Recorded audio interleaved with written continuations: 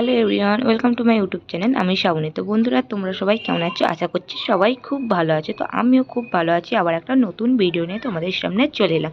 তো দেখতেই পাচ্ছ, আজকে কিন্তু আমার রান্নাবান্না কমপ্লিট। তো কমপ্লিট কেন, এক জায়গায় যাব, তো সেটাই বলছি।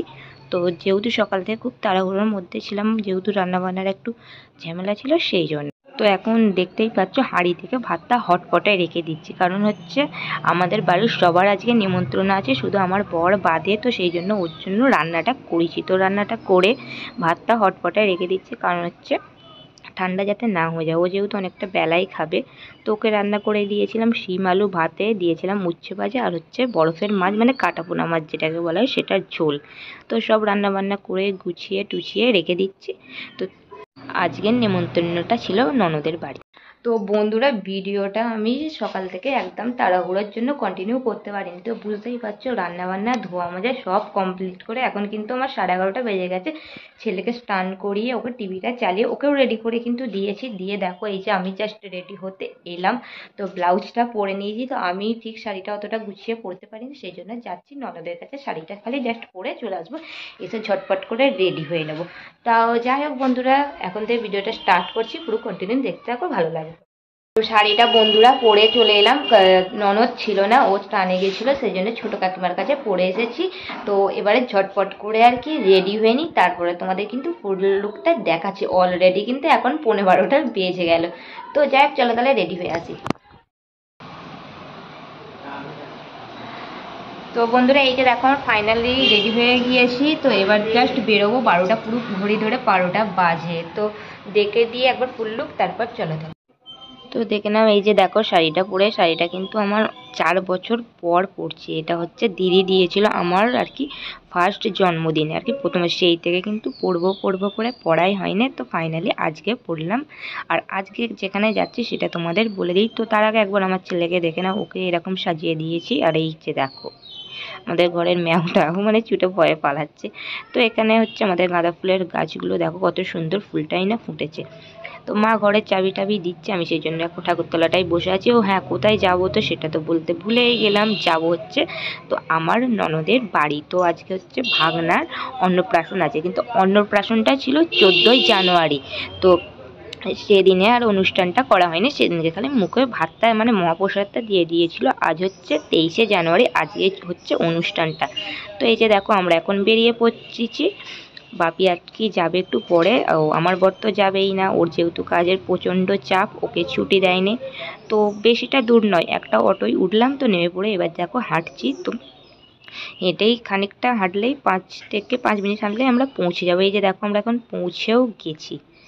তো এই দেখো, এইটা হচ্ছে গেট।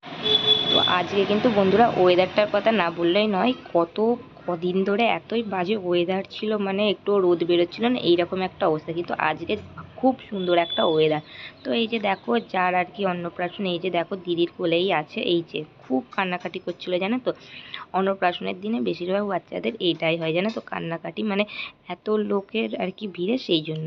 তো যাই হোক, তারপরে আমরা এলাম একটু ছাদে। তো ছাদে আর কি স্টল বসেছে, ফুচকা স্টল। তো সেই জন্য দেখো আমরা বসে আছি, আমরাই কিন্তু ফার্স্ট খেয়েছিলাম। তো এখন ফুচকাটা রেডি হচ্ছে, এখানটা আমি বসেই আছি। তো তার মাঝখানে তোমাদের ভাবলাম এই সুন্দর ফুলগুলো একবার দেখিয়ে দিই। শীত মানে কিন্তু ফুল, আর ফুল মানেই তো অসাধারণ একটা সুন্দর জিনিস। তো দেখো, খুব ভালো লাগছে না তো। তো এই যে দেখো, এবার আমার ছেলেও সামনে দাঁড়িয়ে পড়েছে। যা আমি ঠিক 4টে হাতে গোনা ফুচকা কিন্তু খেয়েছিলাম। তো খেয়ে আসার পরেই আমরা এই যে দেখো এখন খেতে বসে পড়েছি, কেন আবার হচ্ছে বাড়ি যাওয়ার ব্যাপারটাও আছে। তো এখন মোটামুটি 1:30টার মতো বাজে। এই যে দেখো, আমরা এখন বসেই পড়েছি। আর তোমাদের একবার মেনুটা দেখিয়ে দিই। এই যে দেখে নাও তোমরা, আরও বলছি না। তো সব মিলিয়ে কিন্তু আজকে খেতে খুবই ভালো কেটেছিল। আর আমার ছেলেকে আমার একটা সাইডে বসিয়ে নিয়েছি, কারণ ওকে এখনও যেহেতু সব কিছু খেতে শিখে গেছে, ও কিন্তু খায়। তো খেয়েছে বলতে, ওকে জাস্ট একটু ভাতে ঘি দিয়ে আলু ভাজা দিয়ে যতটুকুনি খেয়েছে।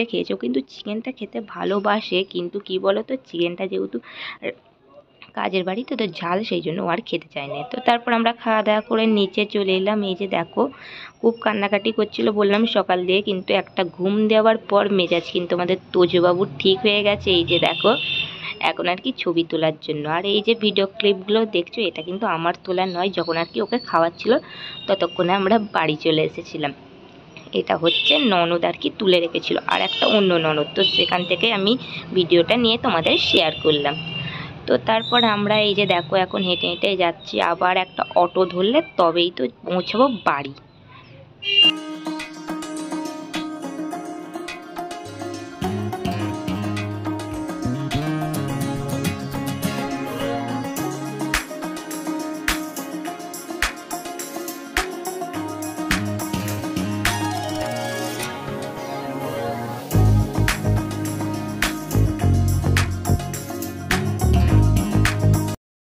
তো বন্ধুরা আমরা কিন্তু এসে গেছিলাম